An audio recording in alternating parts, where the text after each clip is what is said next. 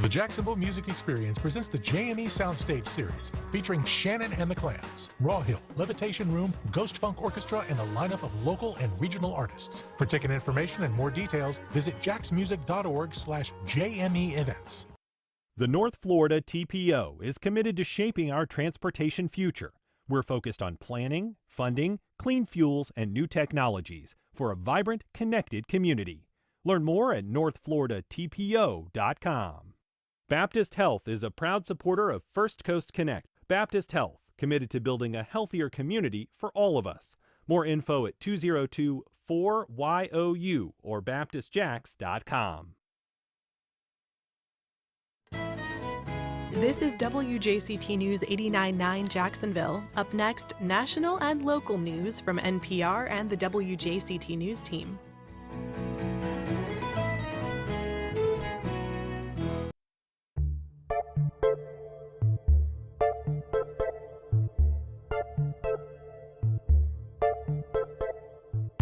Good morning, I'm Ann Schindler. On today's First Coast Connect, a search for justice in a landfill led to a scientific breakthrough. We talked to FBI investigators about how a local murder case led to advances in forensic science. Later, we talked to a man who started selling eggs at age 8 about the soaring price and scarcity. And we preview this Saturday's 8th annual Black History Parade and Melanin Market on the Eastside. You can join the conversation on air by calling 904-549-2937. You can also email firstcoastconnect@wjct.org or reach out on social media. It's all ahead this hour after the day's news.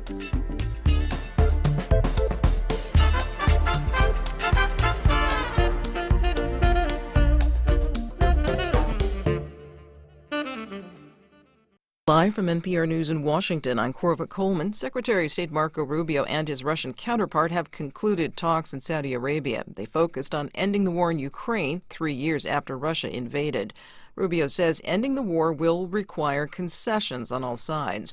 White House National Security Advisor Mike Waltz says that means there'll have to be meaningful negotiations. Some underlying principles. This needs to be a permanent end to the war. And not a temporary end as we've seen in the past. We know just the practical reality is that there is going to be some discussion of territory and there's going to be discussion of security guarantees. But the U.S. and Russia excluded Ukraine from today's talks. They also excluded European leaders. The Trump administration has essentially agreed to Russian demands. The U.S. won't back NATO membership for Ukraine and says Ukraine won't be able to get back all its territory. Lebanese troops have regained control over nearly a dozen areas in southern Lebanon. Israeli forces were supposed to withdraw from there under ceasefire terms, ending the war with Hezbollah. But NPR's Hadil Al-Shalchi reports Israel is keeping some of its forces based in Lebanon. The Lebanese military said it has moved into 11 locations in southern Lebanon where the Israeli military has withdrawn from. It said it was surveying the damage done by the war. It said it was coordinating with United Nations peacekeepers. But on Monday, Israel said it will remain in 5 locations in southern Lebanon to protect communities in the north of Israel. Lebanese officials and Hezbollah said this violates the terms of the ceasefire, calling for Israel to withdraw completely. Lebanese President Joseph Aoun said that the ceasefire agreement, quote, must be respected and that Israel cannot be trusted. Hadil Al-Shalchi, NPR News, Tel Aviv. New York Governor Kathy Hochul says she'll meet with key leaders in New York City today. They'll weigh the possible ouster of Democratic Mayor Eric Adams. 4 top aides to Adams resigned yesterday.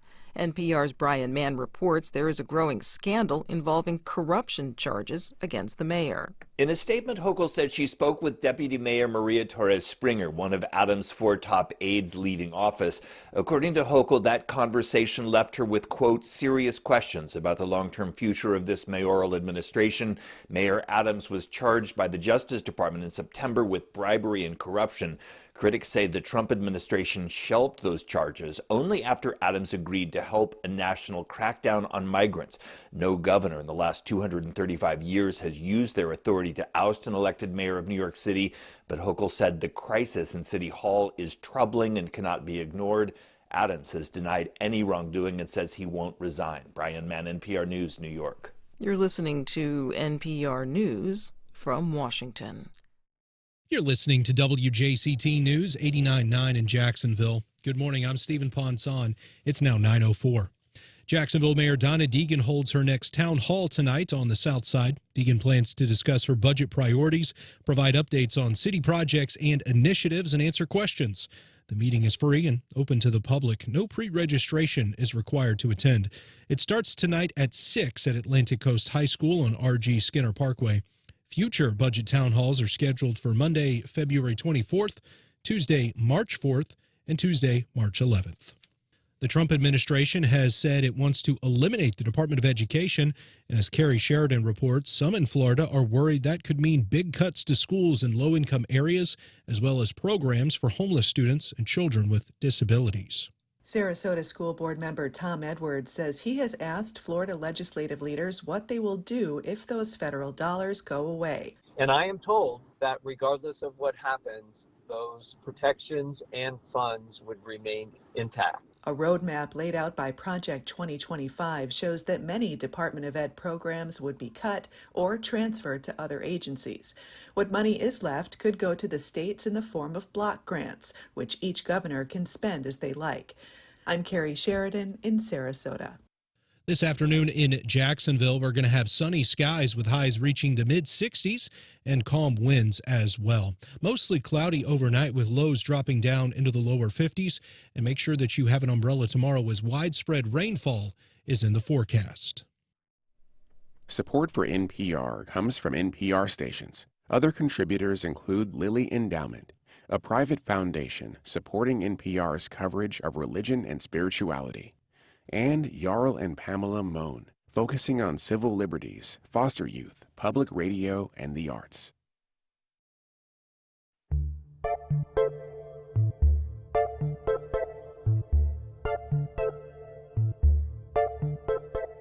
Support for First Coast Connect is provided in part by Baptist Health and North Florida TPO.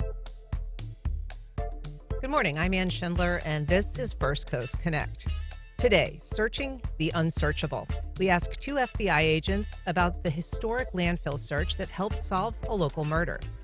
Later in the program, the incredible, edible, and increasingly unaffordable egg. We ask Jacksonville's own Egg Man what you need to know about the problem from farm to table. But first, the search was grueling and occasionally desperate, but ultimately successful. For the first time, the FBI was able to locate human remains in a closed landfill cell. Here to tell us about the breakthrough are FBI Jacksonville Special Agents Lauren Regucci and Bill Logan. Welcome. Thank you. Thanks for being here. So just over a little over 5 years ago, you were in a very different place, January 2020. Tell us where you were at the time and what you were doing. Sure. We started on the 20th up at the Chester Island landfill in Folkestone, Georgia, and we began our setup process to search that landfill based on information that Bill had gotten from the Clay County Sheriff's Office and assisting with their investigation. We decided that that was where our victim was going to be, and so we started to make a plan toward doing that in October 2019, but weren't able to execute that until January of 2020. And you should tell us perhaps a little bit about the case that you were investigating and why you were in a landfill in the first place. Of course. Great credit to Clay County Sheriff's Office Robbery Homicide Unit for putting together a very thorough investigation very quickly. Detective Fryer and Sergeant Calhoun answered a lot of questions in a very short order that allowed us to determine that Miss Mauldin's body was in this landfill and that the next step was going to be doing an extensive search of that landfill in order to answer the questions we needed and put this case together. And this was Susan Mauldin. She lived in Fleming Island, and she'd gone missing. Yes. She was reported missing, and within a few days, Clay County Sheriff's Office had identified a primary subject, had begun putting together all the pieces of the case and processed the scene and determined that they were going to need assistance from FBI specifically to conduct this search. We had just a year before conducted a similar search at the same landfill, and relationships we'd built with Clay County and with waste management at that landfill service allowed us to quickly identify what was needed for next steps. Yeah. And that's a grim task, searching a landfill, certainly. The investigators initially were able to determine that a contractor that Miss Mauldin had worked with was the chief suspect. That's correct. The victim, Miss Mauldin, had uh, gotten in touch with this contractor in order to do a renovation of her bathroom and had paid him $12,000 toward this renovation. He had done the tear out work but had not done any of the completion of the renovation. So, after months of trying to either get him to work or to get her money back, my understanding is that she finally said, "If you don't give me back this money, I'm going to call the police." Um, and then she was never heard from again. So her friends were aware of the fact that she was going to have this meeting with the suspect, Corey Bindrum, and when they didn't see her after a day, they got concerned and reached out to the Clay County Sheriff's Office. So this, as we said, was almost exactly 5 years ago, and you've just released some never before seen photos of this landfill search. Why was it that the search began to focus on this Georgia landfill? How did investigators, how did you all determine that that was the spot that you were going to look at? So Corey Bindrum was, after being the last person to see Susan Mauldin, then transported her body to Rosemary Hill landfill, which is a Clay County transfer station, essentially. That station is no longer an active landfill. It does not process the waste there. It then transfers everything from that location up to Chester Island landfill in Folkston, Georgia. Again, lots of assistance from Waste Management in helping us track that movement and determine exactly date and time from information Clay County Sheriff's Office put together to be able to narrow down, okay, which loads are we talking about in terms of in need of searching, and then where those ended up within the Georgia landfill. And we should say, for people who are watching our live stream, we are looking at some photos of that search effort. Describe, if you can, a little bit the conditions that you were dealing with there, Lauren, and what it was like to be a part of that search. Well, the conditions are as horrible as you can imagine in terms of just all kinds of household garbage, medical waste, construction debris, a lot of hazardous material in the landfill, not just hazardous to somebody going in there and searching around. Um, we were fortunate that it was January, even though it was very cold. The temperature was around 30 to 40 degrees during the day. Um, but the previous landfill we had done was in July. And so, with the temperature at about 115 degrees in the shade. So, this was a little bit better. We had tents set up for climate control, but people were able to work a little bit more, a little bit longer than they were in the July landfill. You've got basically you have to wear all kinds of personal protective equipment. You have to wear steel-toe boots. You have to wear gloves. You have to wear gloves inside of gloves. You have to wear Tyvek, and you'll see that in some of the photos. You have to wear a hat and goggles. You have to have a half-face respirator just for any of the things that you might be stirring up as you're going through and raking. And it's just very backbreaking work because you're using these potato rakes to just scrape through and see what it is that you can see.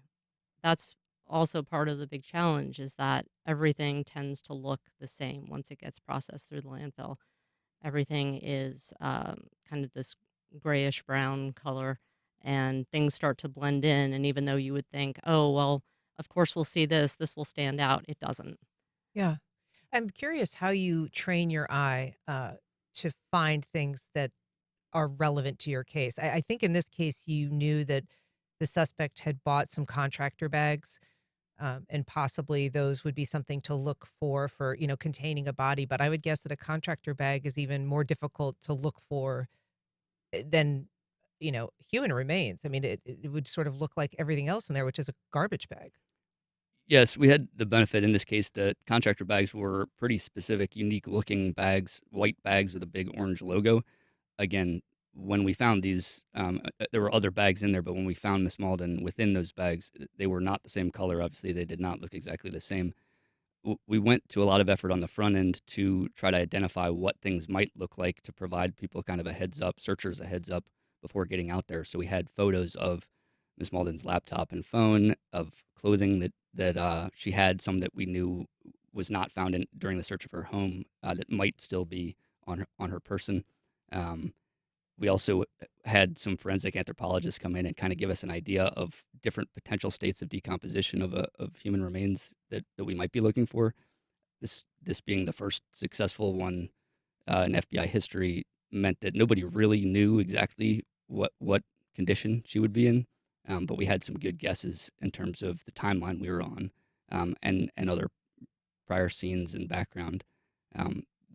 We did a lot of work on the front end just to give people kind of a reminder. And then within the tents every morning, everyone was briefed, but then within the tents every morning, as people prepared for that search, there was a binder with photos just to kind of refresh people's memory each day. Mm-hmm. And this is I mean, you described the conditions are not great. It's difficult to recognize something, when you're seeing it. But what was particularly unique about this search and the success of it was that this was not just a landfill where things had been dumped, but it had already been processed. Can you describe why that's a different set of circumstances than just going to something that's been freshly disposed of? Sure.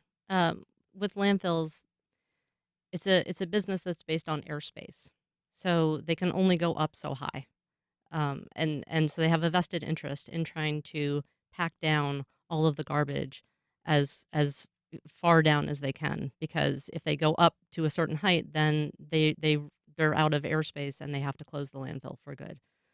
This one I think has like 40 years left on it, but it still means that they're going to, when they dump the contents of dump trucks and the garbage, they have to dump it in a certain way, and they have to keep track of where they're dumping it, so that they're not just creating one big pile in one corner. They're spreading it out, and then they're packing it down. So there are these basically things that look like giant steamrollers that have pegs on the roller that are just giant compactors, and they just roll back and forth, back and forth, back and forth all day. And they're just packing everything down and getting all of the gases out and everything like that. So once something has been put through that kind of process, it's going to be not just destroyed, but also spread out. So if you think about, well, I have this one bag of trash, that bag of trash is now going to be spread out over a huge area because it's all been flattened and then rolled back and forth. So, and unfortunately, that's the situation that we were faced with, going to the landfill, trying to look for Miss Mauldin. If you're just joining us, we are talking to two local FBI agents who worked on a successful search of a landfill in the case of a Clay County woman who was murdered in 2019. Yeah. And if you want to join the conversation, you can give us a call at 904-549-2937. You can also email firstcoastconnect@wjct.org or reach out on social media.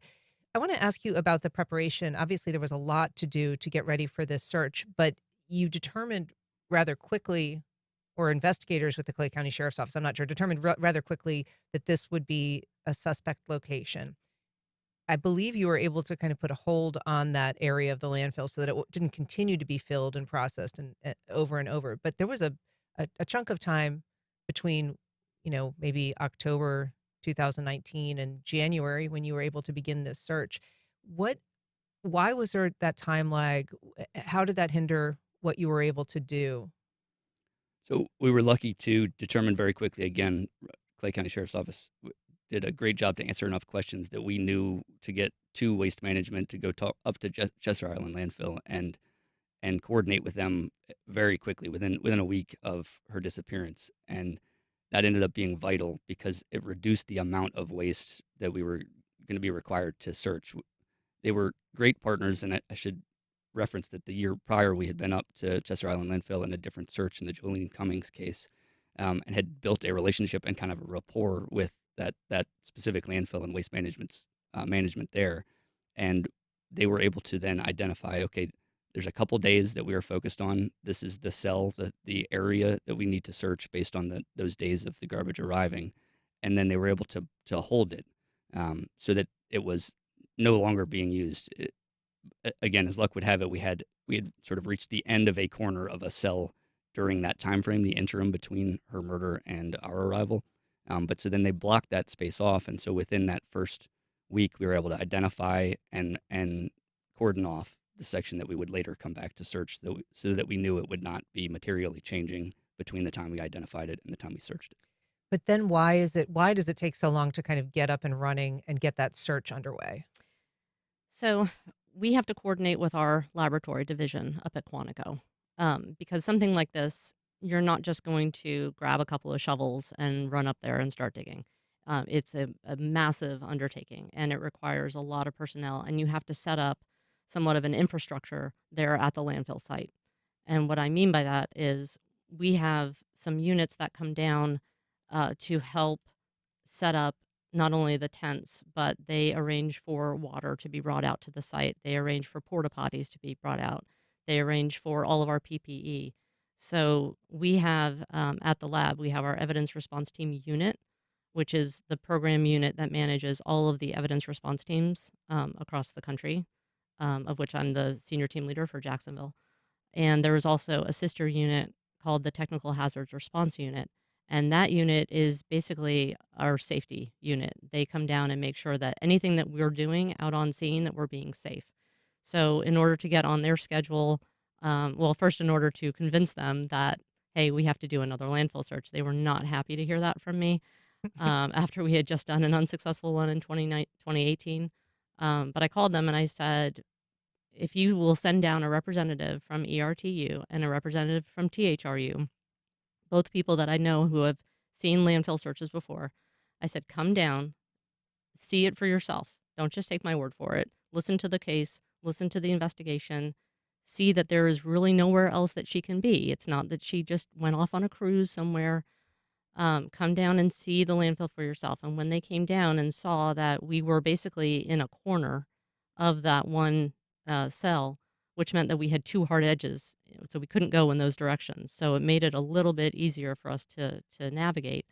When they saw that, they said, "Okay, so we'll get you on the schedule for January." And they came down and provided all of the things that I was telling you about. Also, a base of operations where we have communications. We've got places to meet. We've got areas kind of sectioned off where food was brought in for us, so we would have a place to kind of recuperate before we went back out. So they set up this entire infrastructure there at the landfill. Still a big area, though. We're talking about roughly the size of. It's over 150 acres, and just for scale, this landfill capacity is over 60 million metric tons, and receiving upwards of 1.5 million metric tons per year. The scale of it is enormous. So that is certainly was part of the initial concern, but in terms of preparation, also just coordinating resources and personnel to be able to make sure that we could do this smoothly, so that once we started, we knew we could be there for the duration until we were successful. I mean, you mentioned you had a relationship with the landfill people because of this prior search, and I'm guessing that much like your team in D.C., they were none too thrilled to learn that they're going to once again have, investigations, crews perched on their landfill. I guess it somewhat disruptive to operations as well for them. Yes, they were extremely gracious. Again, having built that relationship prior, I think they understood exactly what to expect from us, and we understood what to expect from them. We relied very heavily on their guidance in terms of initial identification of where our search area would start, but then also with providing experts with dump trucks and with excavators, and who were able to very honestly surgically do their job so that we could do our job and make it feasible for us to work through so much material. So you mentioned the previous search. That was the disappearance and presumed murder of Jolene Cummings. She was a Yulee hairstylist who went missing. Ultimately, her killer was sentenced, convicted, but the body was never found. What were some of the, other than it being July when you were doing this search, which must have just been, ghastly hot, What were some of the challenges that prevented that from being a successful search, do you think? I think the difference with that search was just the amount of material. We were looking with Miss Mauldin's case, we were looking through about 2 days worth of trash. Whereas with Jolene Cummings, it was upwards of 8 days. And when you think of 2 days worth of trash and you think of in your household, it's only 2 days worth of trash. That's not that much. But then you think these are 2 trash collection days. So imagine how much trash you put in. My trash only gets picked up once a week. So that's a week's worth of trash. And so if you think of that throughout North Florida, all the way down to Daytona Beach, all of that trash. So for 2 days, again, it doesn't sound like that much, but then you think about a week's worth of trash for every household from here to Daytona, and all the way up. So all that is going in the landfill. So 2 days worth of that trash. And so when you think about 8 days worth of trash, the numbers are just the tonnage that we have to go through is so much. So that was, I think, the first problem. The second issue for me, looking back on it, was that it wasn't a hard corner like what we had at this site. It was more in the middle, and so regretfully, we could have been off by a few feet, and we just never would have known. So we did the best that we could with that. But I also will say that having had that experience in 2018 really did make it better for the 2020 search. We knew we could hit the ground running. We knew what we had to do. We set up the teams faster. We got rolling faster. We prepared everyone to say, well, it might be a slow start. And someone said, gosh, you guys had us worried that it was going to take so long to get rolling, and you guys got in there and you were already ready to go. And it was like, well, we've had that experience before, so we kind of knew what to expect, which was, it did help, I think, just mentally to prepare for what we needed to do. And so this search took how many days before you were able to recover her remains? We recovered the first piece of her 9 days in, on October 29th, I believe. January I'm 29th. sorry, January 29th. The case was in October of 2019. So 9 days in, again, 12 plus hour days, dusk till dawn, dawn till dusk, and just long, grueling days with 40 plus searchers per day, and then a whole host of assistants to just keep that operation moving smoothly and people focused on safety. By a few days in, you start to have just questions about, all right, are we moving at the right pace? Do we need to be moving faster? Are we in the exact spot? And we start looking for anything to just make sure we can hone in our people as well as possible. And one thing that we learned, I think the year prior, that I learned at least, was in looking through, for instance, specific paper mail, newspapers or bills or that kinds of thing. You're able to start identifying if we're in the right time range and locations, obviously addresses as well, which gave us sometimes indications, okay, well, maybe within this cell, there are going to be lots of different parts of the territory that we're looking through, from Daytona, again, all the way up to Georgia.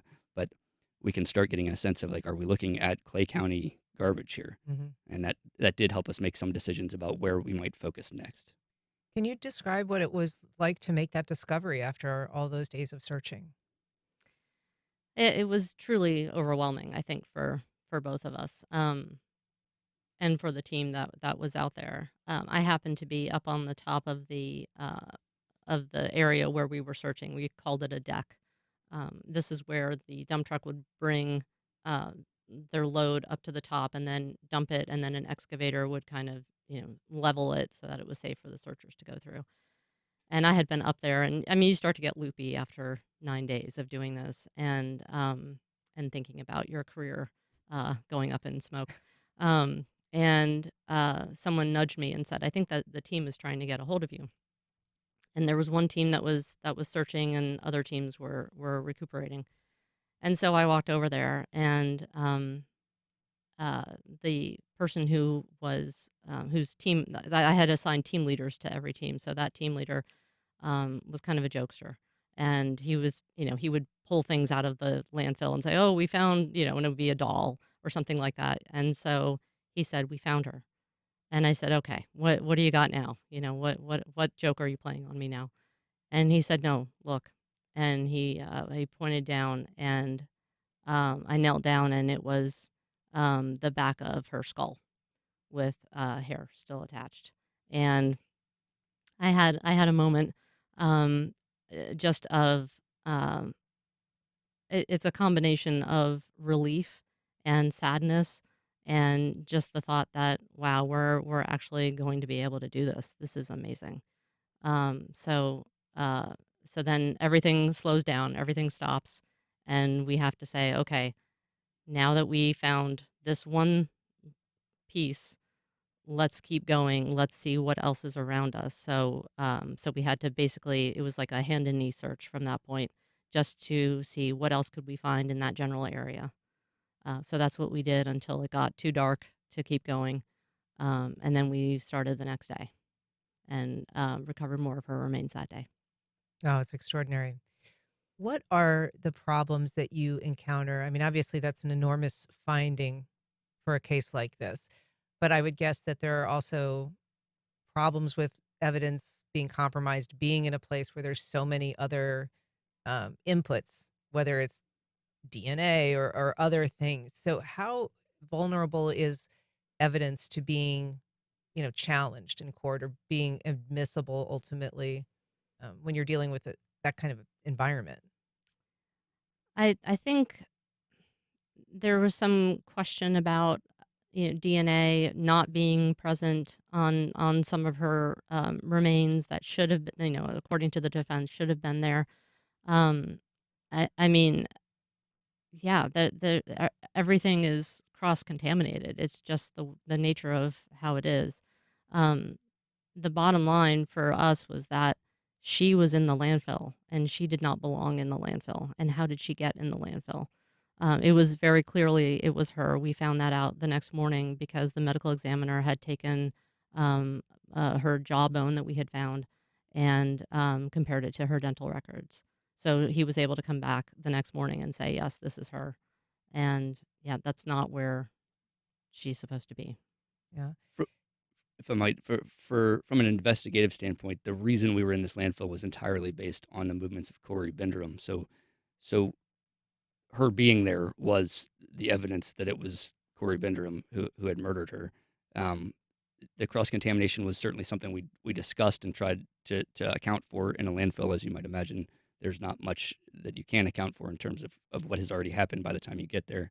In terms of maintenance, though, especially knowing that we were going to need to come back a day later, there are efforts made to make sure you secure the scene and are able to say we controlled this from the moment where we found what we knew was evidence in this case. And so we brought out an armed team that stayed the night, not focused on anyone trying, any person trying to harm the scene or question it. Specifically in this case, we're most focused on wild hogs and potential animals that might get in and cause some kind of disturbance or confuse the way that we found it. But that certainly is part of the design, is that we were able to, as soon as we identify, okay, we are on the search with positive evidence, we're gonna own it until we are ready to completely release it. Hmm. And you mentioned, Lauren, this kind of being a senior team member. You have trained evidence response teams around the country, from around the country at FBI headquarters in Quantico. You train them because there's this need to be able to work together collaboratively, even if you're coming to a scene in an area that none of you are familiar with. And I believe that one of the scenes that you were involved with was the Pulse nightclub shooting. Correct. Yeah, all of the ERT members are trained in what we call the 12-step process. And what this does is, first of all, it's a process, it's a thought process that we use while we go on scene. So, and it can be adapted from everything from a one-bedroom apartment to a landfill scene. It also allows us to be a force multiplier. So, with everyone being trained the same way, when we have to deploy to something like Pulse nightclub or any kind of complex crime scene, we are able to seamlessly integrate with the rest of the team members. So that was a Tampa case. Tampa was the first responding team on site, and we were able to join in. Miami joined in. Atlanta came down, and we're all able to work together because we're all trained the same way. So it is a huge resource out there, because for a local sheriff's office or a local police department, If they're involved in something and they're like, wow, this is too much for our small department, we can throw in an incredible amount of resources to try to assist with that. You, I mean, can you just talk about what how it's different to be processing a scene that has kind of national significance as opposed to something that is just sort of a local, crime? You're very aware of the fact that the media is on you. You're very aware of the high profile nature of it.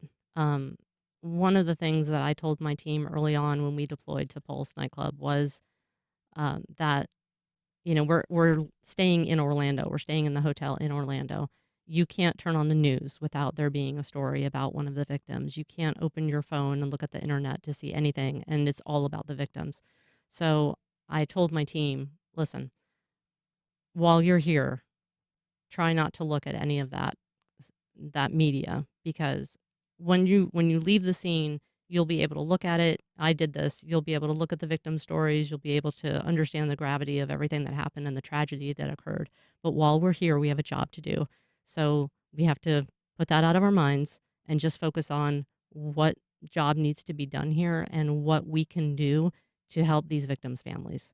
We can't do anything to help the victims themselves, but we can do everything that we can to make sure that we are operating this crime scene in the most just the way to preserve it and to make sure that everything is done in the manner that it needs to be done. Yeah. Well, it's extraordinary work you all did on that, the Susan Mauldin case. Congratulations on all of it and the breakthrough that you had. Thank you. Lauren, Regucci, Bill, Logan, thanks so much for being here. Thank you. Thank you for having us. All right. Coming up next, scrambling to understand why eggs are so pricey. We ask the egg man to crack the code. Welcome back. Well, today we are peeling back the reasons for skyrocketing egg prices. And here to help us crack the case is Jacksonville's very own egg man. Jacques Klempf is the owner of Cowford Chophouse and former president of the Jacksonville-based Dixie Egg Company. Thanks for being here. Oh, thank you for having me. So I want to start because you began selling eggs at age 8 in a little red wagon in your neighborhood. Tell us a little bit about that. Yeah, so my dad started our company in 1948. And early on, he would bring eggs. He wanted me to have some income, and he brought eggs home every Friday, and I delivered them around the neighborhood every Saturday morning. And it was a fun time. Yeah. And you did it with a little markup to make some money? Yeah, he sold me the eggs back then for 65 cents a dozen, and then I sold them to my the neighbors at 75 cents a dozen. Okay. I made 10 cents. And I understand initially you were maybe in business with your brother, but then you kind of bumped him out. Well, I shared the profits with my brother, who said that he owned the Red Wagon and was leasing it or something from my dad. That's his excuse, but he took advantage of me. Okay. And you put an end to that. I did. Okay. What kind of, was it just your dad's urging? What prompted that early entrepreneurial spirit of yours? I mean, I love selling. I mean, even when I was, president of our egg operations, I made sales calls all the time. So I guess it was just my willingness to get in front of people and try and sell them something that is really good. Yeah. So you went from the little red wagon, then you ended up working and running Dixie Egg Company, which had producing, I think, 1.5 million eggs a day. Well, at our peak, we had 3.5 million layers. Layers are egg-laying hens, and they were producing about 20 million eggs a week. And so we were processing, packaging, and distributing those throughout the Southeast, exporting them into Puerto Rico and other parts of the country. Yeah. So it was a big business. You've kind of divested from that, but you are still very much staying current on eggs and the egg business. Yeah, I guess, people have reached out to me, private equity companies and others, wanting to have a little insight to the industry. And I certainly have stayed in touch with all the industry, folks and businesses that I dealt with when I had my company. And very recently you were at a conference? I was in Atlanta a couple weeks ago. It's called the IPPE. I call it the greatest show on earth. And it's an International Poultry Processing Expo where all the vendors that support feathers are there. Egg processing machines, trailers, feed bins, all the things that support, farming. And so you talk to some people there. I mean, let's talk about what's on everybody's mind, which is just kind of the insane Sure. price. You talk about selling eggs for 75 cents a dozen. Yeah, that was 1965 or whatever. Yeah, Yeah. but I mean, even since, in the last couple of decades, we're now seeing some eggs being sold for 7, 8, $9 a dozen. Yeah, it's a dilemma, and I think there's a lot of misconceptions out there. The market is reported by a third party. It's a subscription service called Urner Berry, and Urner Berry has been quoting the shell egg market for over 100 years. So all of these generational egg farms are selling their eggs based off of that market to the retailers and food service operators that they service. And yeah, that wholesale market now is over $8 a dozen. And yeah, and it's just a supply and demand situation. Of course, we all know the supply has been, hurt terribly by bird flu. And unfortunately, when a farm gets bird flu, they have to euthanize the flock to control the spread of the disease. So basically, the egg sellers, the providers, are not setting the prices so No. much as they are just selling based on what this market. Yeah, there's a few ways you can sell eggs to retailers and food service operators. The Urner Berry market is what has been the standard, but there are also cost plus, situations. And there's a few retailers in the country. I think Costco is on a what they call a grain based formula, as well as maybe Sam's and a few other big box retailers. Did you ever experience anything like a bird flu epidemic or any kind of challenge like that? No, we were very fortunate. We never had any incident of bird flu on any of our farms. Um, it, the bird flu, it follows the migratory bird paths, and so uh, the tendency is that bird flu does well in a cold, wet environment. There has been some cases reported in the Carolinas and Georgia, but none to my knowledge in Florida. Um, so I think some of the migratory pattern and the heat that we would have down here in the South, I think helps protect us a little more than those up in the Northeast and Midwest. Yeah. If you're just joining us, we're talking to Jacques Klempf. He is the eggman of Jacksonville, a former owner of Dixie Egg Company, current owner of Cowford Chophouse, longtime expert in the field. So, can you describe what happens when a farm is hit by a virus like this? Yeah. So the first thing, today, these generational farms, I mean, they're big farms. I mean, we had 300 employees. Some have 400, 500, 600 employees. And what happens is you have monitoring uh, feed consumption, water consumption of the flock. And when that starts to go down significantly, there's something going on. And so typically you will go through the house or the barn, pull, a bird that has died, and you'll test, you'll call the state vet and you'll say, I think there's something going on with our flock. The state vet comes in and does the test. And within a matter of a day or two, they have the results. And if it's bird flu, you're mandated by the federal government to euthanize the flock. Federal government does indemnify the farm for the cost to euthanize. You have to bury the birds on the farm. And the real devastating part is, that generational farm may have been in business 50, 60, 100 years. They may have 300 or 400 employees, and they can't pay them because they have no revenue. So they have to generally they lay them off until they can refill the barn, which today to get a barn refilled probably takes a year before you get the baby chicks and raise it to be a layer. So, I mean, I'm guessing if eggs are in great demand and people are having to euthanize entire flocks. Yeah, millions. I mean, I think to date we're probably 35 million layers of the nation's flock has been euthanized.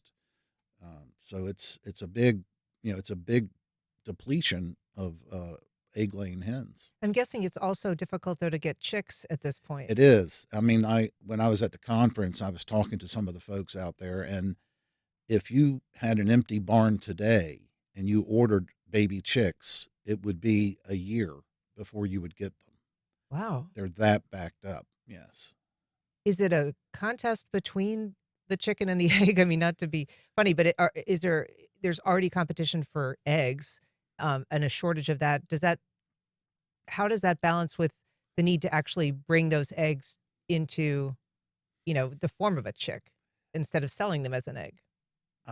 Okay. Well, so on the genetics company that have the baby chicks, they're just backed up. They can't produce that many more hatching eggs because they've got their flocks that are, they haven't increased their flocks. I mean, everything just takes time. The ripple effect is it's pretty incredible because But they're not chasing those same eggs to fertilize them and have them become, you know what I mean? They're not the same. I'm not sure I'm I'm not sure I following understand the you. science well enough. So are the people who are producing chicks, are they similarly affected by the bird flu? They can be. They can be, but their biosecurity at their complexes are very, very strict. I mean, I believe you have to shower before you go into a barn, and then after you come out, you have to shower again, and it's a But pretty. they're separate from the retail market of Oh eggs yeah, they're not. entirely. They don't have anything to do with the retail market. Okay. They're just hatcheries. So you would say that it would take a year to get the chicks and then another year to get it up and rolling again? No, a year. It would take a year to get the chicks, and then it takes another 4 months before those baby chicks would be egg-laying hens. Okay. How has the market for eggs changed over time? I feel like there's a great deal more variety and Yeah. variation in price. Right. Well, the specialty egg side of the business has really grown tremendously. We were an Eggland's Best franchisee, and from that, there's all these other brands that are touting organic or cage free or range free or pasture raised. It's just pretty much depends on what your preference is. It's a consumer choice. Um, the eggs don't assay that much differently. Eggland's Best did a little bit because of the feed we fed the bird, but most eggs will have the same amount of protein, same amount of cholesterol. You can't really change that. What's the difference between the white and the brown? Okay, it's just a brown hen or a white hen. It's sort of like people, it's just different genetics. And any difference in the taste? Is it just a preference or? It's consumer. I don't really taste a difference. You know, yeah, it's just whatever consumers feel like they want. Some people have an organic lifestyle and they just want to buy organic eggs, and they're going to be more expensive, but that's what they want. Yeah. So we know that a lot of stores now have limited how many eggs people can get. Walmart, Publix, Trader Joe's, Kroger, Whole Foods, Costco.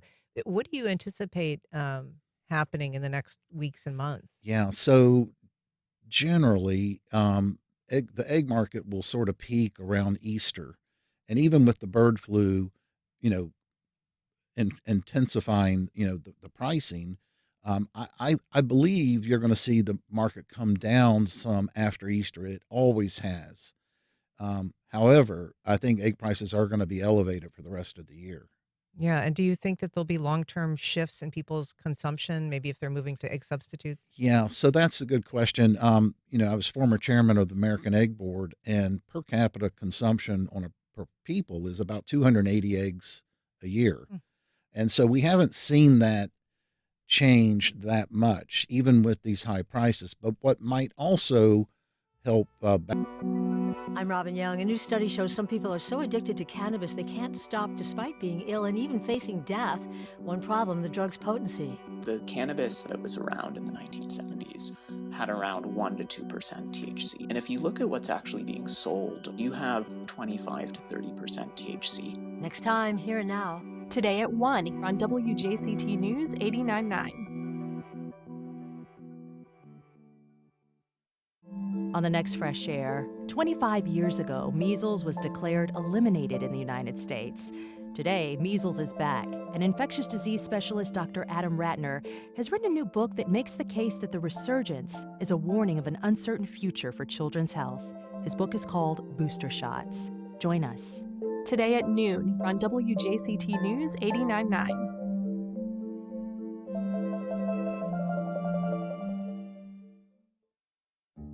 President Trump's promise of mass deportations is creating fear among migrants, even those here legally. He told me he feels like a little mouse because he'll go down to work and go up to sleep and go down to work, and he doesn't leave the house unless he absolutely has to. I'm Deborah Becker. We head to immigrant communities in Wisconsin to see what it's like to live with the fear of being deported. That's on the next On Point. Today at 11 on WJCT News 89.9. The Democratic Party has a new leader. We have to ignore the noise. We have to focus with intensity on the goal ahead, which is winning elections to improve people's lives. Minnesota Party leader Ken Martin is now in charge of the DNC. Most of the party likely agrees with his goal, but the question of how, well, that's up for debate. The future vision for the Democratic Party. That's next time on 1A. Today starting at 10 on WJCT News 89.9.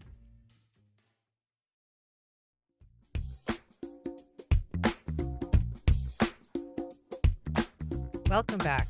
Well, since 2017, the Melanin Market has celebrated the culture and community of Jacksonville's historic Eastside.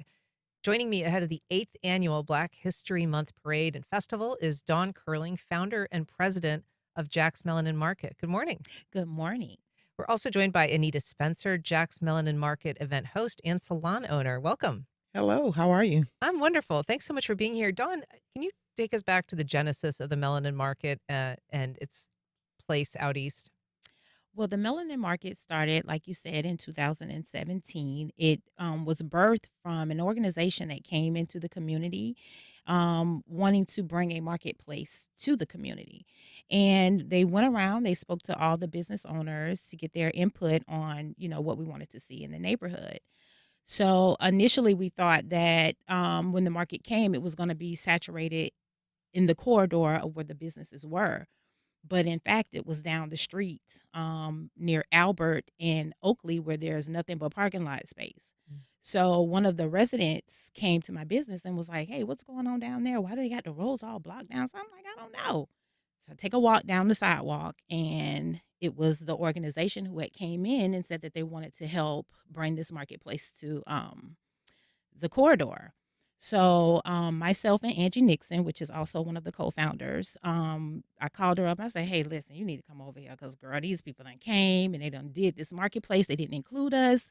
So we need to try to rally up a few people to, start our own. So, and for people who aren't familiar with the geography of A. Philip Randolph, I mean, basically the southern end is, like you say, that's where a stadium is going to be built soon. But north of that, there's a very busy line of stores and some very historic restaurants. Correct. Yeah. Yes.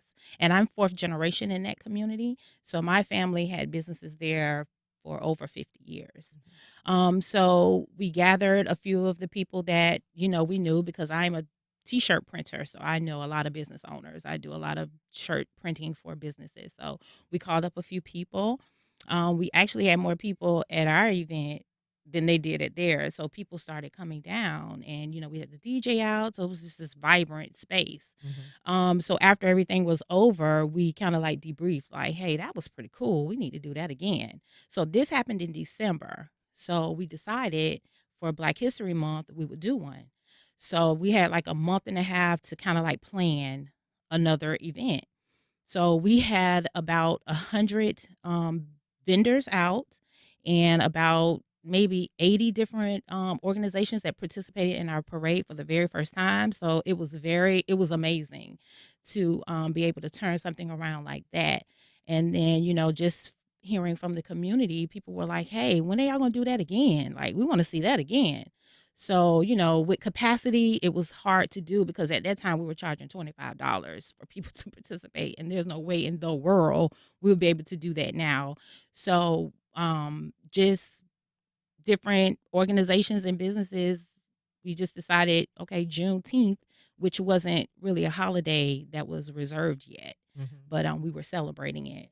And we had our first Juneteenth event, and after that, we decided to just do them quarterly. Yeah. And Anita, how did you get involved in the Melanin Market yourself? I got a call from Dawn. She called me, I think that first Melanin Market and said, "Hey, Anita, we need a host. Would you host?" And And what I does it mean to be a host? It means everything. It means everything because I'm allowed to interact with everyone, the people who are coming to the market, the vendors, and it just gives me an amazing feeling to be able to really just kind of make people feel good about coming and just expressing, just different ways and means that we can communicate together and do things together. So for me, that it's everything. Yeah. And the event is very lively. I mean, we discussed just briefly the bands, but there are usually like at least 3 or 4 bands that participate in the Black History Month celebration from local schools, colleges. Is that something that's on this Saturday's lineup as well? Definitely. A parade is not a parade if you do not have bands. Okay. So we have about 5 or 6 bands that are coming, and usually we always highlight a HBCU band, and this year it's EWU.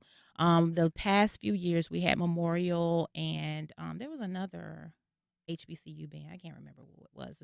It's been some time ago, but we always try to honor our HBCU Yeah. bands. And so what else will people see when they come out and when they greet their host? They're gonna see businesses with all types of products. So you're gonna have great food. It's always great food. So we have everything from Jamaican food to Haitian food to soul food to regular hot dogs. So you're gonna have a variety of foods, and then you're gonna just have a variety of products. Some you've seen, some you haven't. People are hand making goods, they're crocheting. So you're gonna see a variety of products. Yeah. And it gets rolling at noon? The market starts at 12 and the Okay. parade starts at 1. Okay. The lineup for the parade will be at Matthew W. Gilbert, which is another historical well, it was a high school, but now it's a middle school in our community. And we'll be coming down Florida Avenue. Then we'll head up Franklin Street to Union, and then we'll take Union to A. Philip Randolph Boulevard. Oh, sounds like a great time. Dawn Curling, Anita Spencer, thank you so much for being here. Really appreciate it. Thank you for Thank having you. us. Yeah. And that's our program. Thank you for listening. If you have questions, comments, or suggestions, you can send them to First Coast Connect at WJCT.org. And if you missed anything, you can catch our rebroadcast at 8 o'clock tonight or find our podcast on your favorite podcast platform. Join us tomorrow when we talk to award-winning podcaster and this program's former host, Al Letson, about his new audio interview project. I'm Ann Schindler. You've been listening to First Coast Connect on WJCT News 89.9.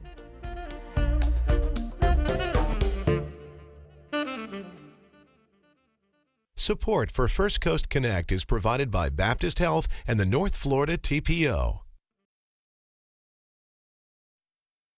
Baptist Health is a proud supporter of First Coast Connect. Baptist Health, committed to building a healthier community for all of us. More info at 202-4YOU or baptistjacks.com. The North Florida TPO is dedicated to transportation planning, funding, clean fuels, and new technologies for a vibrant, resilient, and connected region. More information available at northfloridatpo.com. Amelia Island presents Concours Week, March 5th through 9th, featuring rare and vintage autos, vehicle auctions, road tours, and more, culminating in the 30th annual celebration, the Amelia Concours d'Elegance. Details at ameliaisland.com/Concours Week. This is WJCT